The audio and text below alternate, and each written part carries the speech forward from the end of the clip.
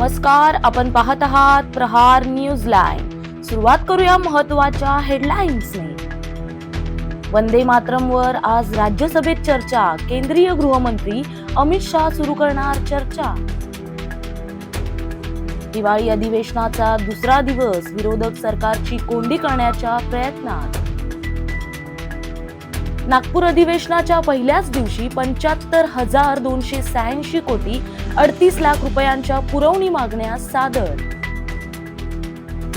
तुकडेबंदी कायद्यातील सुधारणेमुळे जमिनीचे 49 लाख तुकडे अधिकृत होणार, राज्यातल्या लाखो कुटुंबांचा महत्त्वाचा प्रश्न सुटणार। ज्येष्ठ समाजवादी नेते बाबा आढाव यांचं निधन, वयाच्या 95व्या वर्षी घेतला अखेरचा श्वास। मुंबई महापालिका जमिनीची धूप टाळण्यासाठी बांबूची लागवड करणार।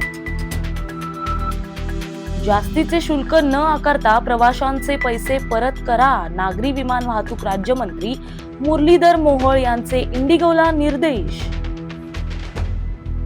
अज्ञात वैमानिकाच्या पत्रात इंडिगोवर गैरव्यवस्थापन आणि अपमान केल्याचा आरोप। मध्य रेल्वे सोलापूर जिल्ह्यात रेल्वेचा 103 वर्ष जुना इंग्रजांच्या काळातला पूल पाडणार। भारत दक्षिण आफ्रिका T20 मालिकेला आजपासून सुरुवात, कटकमध्ये संध्याकाळी रंगणार पहिला सामना।